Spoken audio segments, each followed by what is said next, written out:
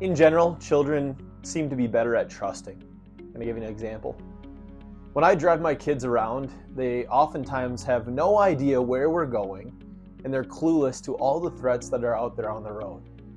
They didn't see the deer crouching in the ditch deciding whether or not to run across the road.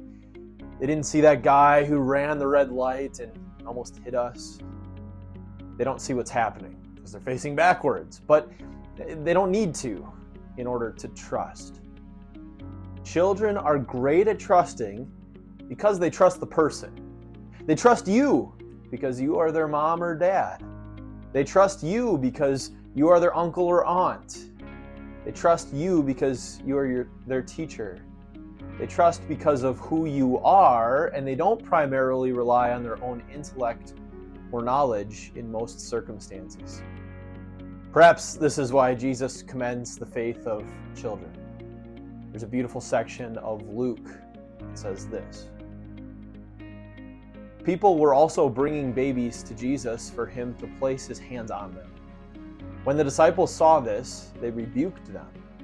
But Jesus called the children to him and said, "Let the little children come to me, and do not hinder them, for the kingdom of God belongs to such as these. Truly I tell you, anyone who will not receive the kingdom of God like a little child will never enter it." Adults, we struggle with this, especially in times of pain and suffering. We want to know what God is doing. Why is this happening? What is the purpose in this? How could this possibly work out for our good?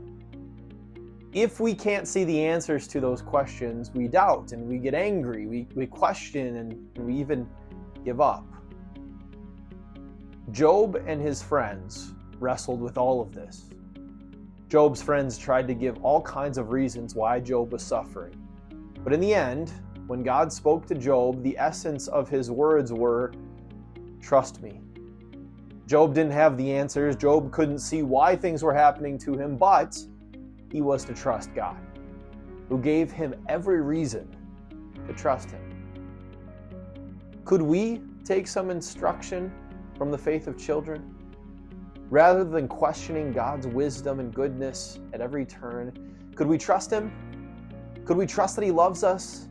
Could we trust that he's capable of all things? That even when we can't see the meaning or purpose or reason behind any of it, we trust God. And that's good enough for us.